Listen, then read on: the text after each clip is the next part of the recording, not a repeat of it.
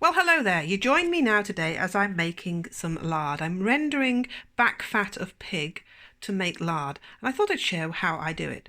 So basically you get a large saucepan, this is it, you get half a cup of water and you get a couple of tablespoonfuls of lard that you've already owned, and then we just heat that up. So I will just start the process and show you what happens as we go along.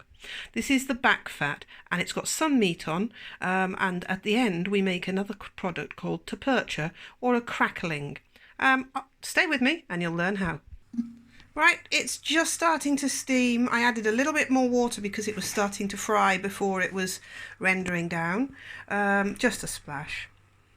So we just keep stirring it and it'll start to dissolve the fat into the water. The water will boil off and then we'll be left with the beautiful fat and the cracklings to eat.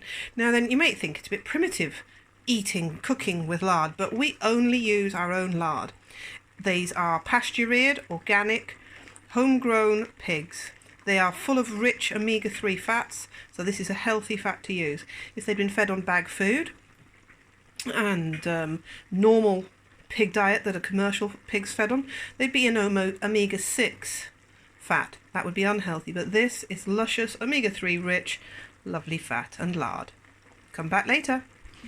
So you can see it's just starting to bubble at the sides. This needs turning again. I'm just giving it a quick stir. Now then, we've used the fat off the back of the pig primarily. We've cut it into little cubes because that makes for nice crackling afterwards to nibble on. Stay with us. So it's coming along, it's steaming off and it's starting to go translucent in places. Still got a long way to go though. I thought I'd show you what you need. You need a vessel to keep it in. You need a sieve, a metal sieve preferably. So that's going to get poured into there, the fat. As it renders, we pour the fat in. I would often put a muslin cloth over there too, because if it's for pastry making, you sieve it through a muslin and through the sieve and you'll end up with an extremely white, pure pastry fat. And then we have a potato ricer. Now the potato ricer we put the cooked cracklings into. Then we squeeze them, the fat and dripping goes through the sieve and is collected. The cracklings are then tipped out and they spring back to nice shape, and then you salt and pepper them. But stay with us and you'll see more. So now we're a little bit more organised. We've got something to put the crackling in. We've got pepper and we've got pink Himalayan salt, and that will be sprinkled all over and tossed. As it's in quite a large container, we'll be able to toss it quite nicely. I better go do some stirring over there. It's cooking. So the bits that have meat in, the meaty bits there, they are just starting to cook. And I should mention, you do not want to put a lid on this cooker, on this pan.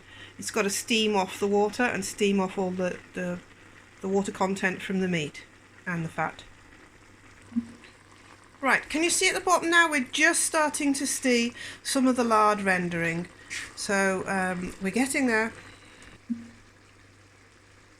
Now this whole process can take up to 2 hours, so if you can use free heating like a log burner, that's far better than expensive gas. So I often freeze it, put it away for winter time, and then put it away till winter time, and then get it out a bag at a time and cook it on the top of the stove in the winter. Makes a tasty snack. So I'm halfway through and it's still not producing much lard yet, so I've added some white lard, as you can see there, because it doesn't hurt. It stops it from burning, it helps it heat up and do the process, so it doesn't hurt to add some. That's better than burning it. We've got it on a lower heat now and we'll just let it keep going. Right, can you see now we've got some lard flowing? It's just starting to bubble and the temperature's getting up, so it'll be quite quick now. There are yet even more lard coming, and now we're seeing some of the fat turning golden, and on the bottom when you stir you'll feel like a stickiness and you'll have to scrape the bottom of the pan.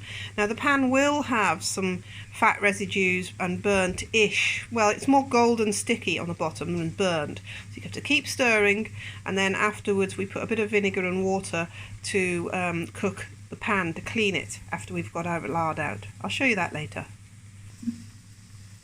We're still stirring a lot and it's bubbling and getting more golden. We're getting lots of lard now. It's coming nicely now. Now then, you must be careful not to burn the fat. It's always better to have the gas slightly lower than you need, or the heat slightly lower than you need. You mustn't have any smoke coming off it. It must be a clean product, and that will keep it nice and white. The longer it takes to make, the better the product. Right, we're just starting to get to the golden stage. There's still a heck of a lot more lard in that, but we're nearly there. Look how nice and golden that is. It's coming, it's nearly ready. While over here we've got a little sieve to help fish out the cracklings. We've got this larger sieve to sit them in after we've squeezed them. And I've got a rag there, well it's not a rag, it's my muslin cloth that's on top of the other sieve. I know it's not very pretty looking because it's been used over and over and over for doing this same thing in the past. So there's all the things. We're getting ready now. Right, I'm happy with that now. I like that. I like them slightly soft. I don't like them too crunchy. So I'm going to use the sieve to fish out the cooked ones and put them there to drain.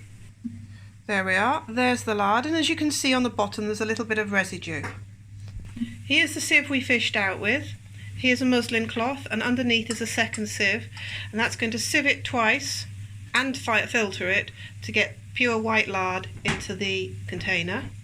And here we have the cracklings ready to process, but the first job we're going to do now is pour the lard through the sieve. So I'm going to get my husband to help me do that. So we're going to pour the fat in through the two sieves.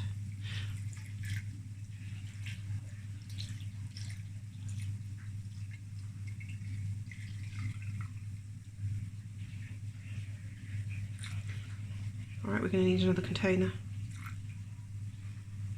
I think a little tiny bit more. No, that's enough.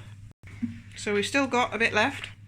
So now we're going to go through the next container. Sorry, it's a bit dark because someone stood in front of the light.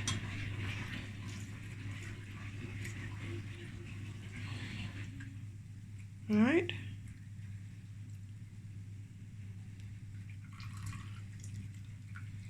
There we go. So now we've got two beautifully clean lards left, and next it's time to deal with the crackling. And in the bottom of the pan, that's the residue there, which actually can be dried and used in scones. It makes a really nice additive crumbled up into scones. Then we need to clean the pan. So what we're going to do, we're going to put the crackling through this sieve, potato ricer or potato masher, and then we'll extract more fat that will need sieving again. We're going to spoon these into here. So now we're going to squeeze that. You should see some oil come out. There we go, there's the oil running.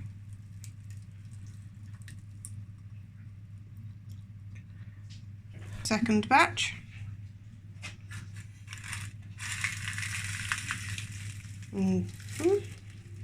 You can see the burns on my wok here, look. More fat coming.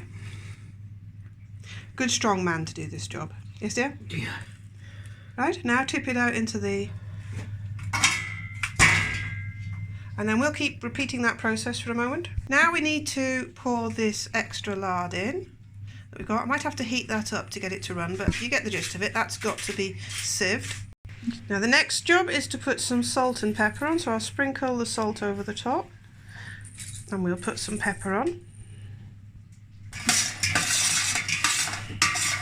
Just stirring in the flavourings. Now you could add curry powder, but we just add salt and pepper and try to wait till they cool, otherwise we burn our mouths.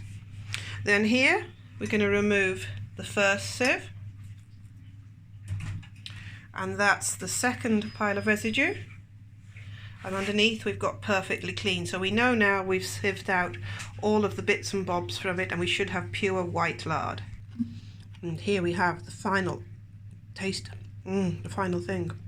It's not got skin on the outside, this one. This is a skinned pig, so this is chewy and not crackling crunchy, which is fine for me with my old teeth. That is just, let's have a taste.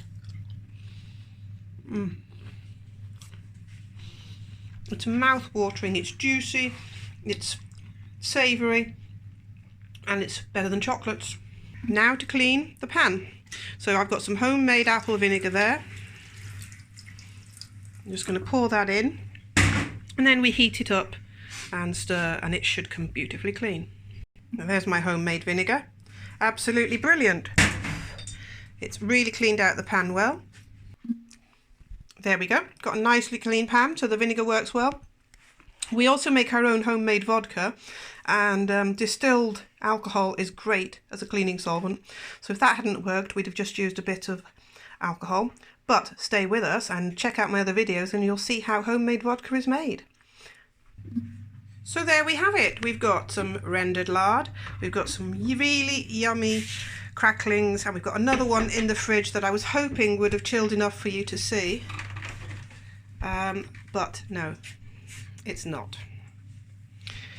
So there we have the final product. Yummy, yummy, yummy. Tomorrow's video we'll be doing some ham, so if you want to join in and see what we're doing to make some salt cured hams, I have 2 there ready to do. As for now, that's it folks. Thank you so much for watching. Please like, subscribe and share, and go on, be a devil and comment. Nobody comments and I never know you're there. Look at those. Wouldn't you like some of those? Are they lovely and yummy? Right, hope you enjoyed that. See you soon. Take care. Bye.